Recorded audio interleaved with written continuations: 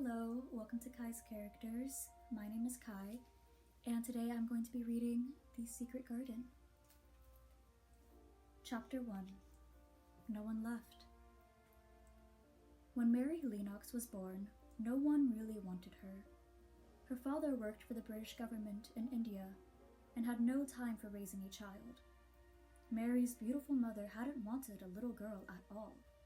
She cared only about going to parties. Their sickly, fretful baby was handed over to Aya, an Indian nanny. Mary's Aya knew that the baby's crying made her mother angry. So, to keep Mary quiet, she let her have her own way in everything. Mary grew up as selfish as a child had ever lived. Her thin face looked yellow, and her expression was sour as a lemon. Even her blonde hair wouldn't behave. Governesses were hired to teach the cross child to read and write, but they had never lasted longer than a few months. Except for her Aya and the servants, Mary hardly ever saw other people, not even her mother.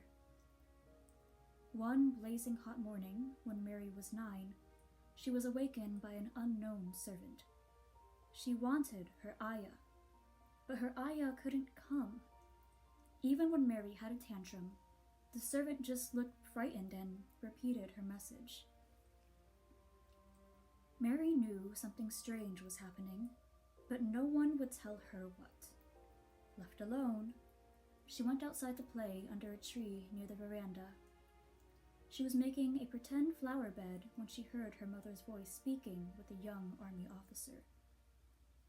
They didn't notice the little girl, but Mary saw that her mother was alarmed.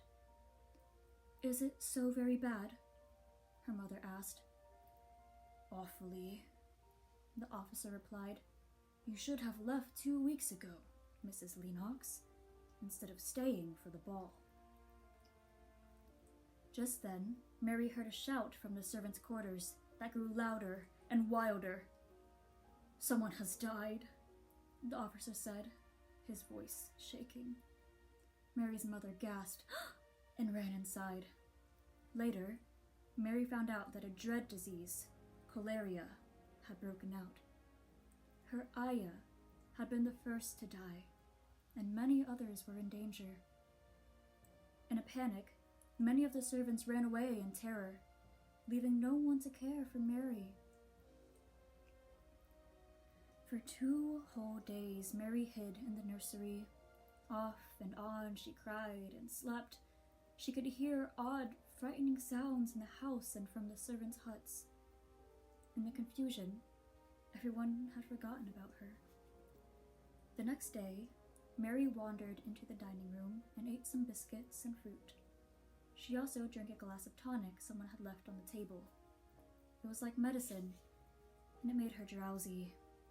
She went back to her bedroom and fell into a deep sleep. Mary finally awoke to silence and lay on her bed and listened for noises. But the house was perfectly still. Then she heard a rustling on the floor mat.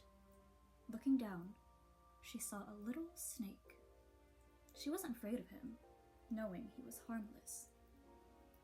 She watched him glide across the floor and slip under her door. Were they alone in the house? She wondered. Then, she heard heavy footsteps on the veranda and men talking in low voices. One man said, "What a shame! That beautiful woman, dead. I heard there was a child, too, but no one ever saw her." Just then, Mary's door opened.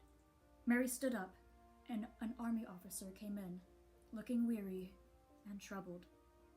Stiffly, the child said in a cross voice, "I am Mary Lennox. I fell asleep when everyone had cholera, and I just woke up." Stamping her foot, she demanded, "Why have they forgotten me? Why does nobody come?" A younger soldier with the officer just shook his head, sadly, and held Mary's hand. "Poor little kid. There's nobody left to come." This was the strange, sudden way Mary found out that both her parents and most of the servants had died. There really was no one left but herself and the rustling little snake.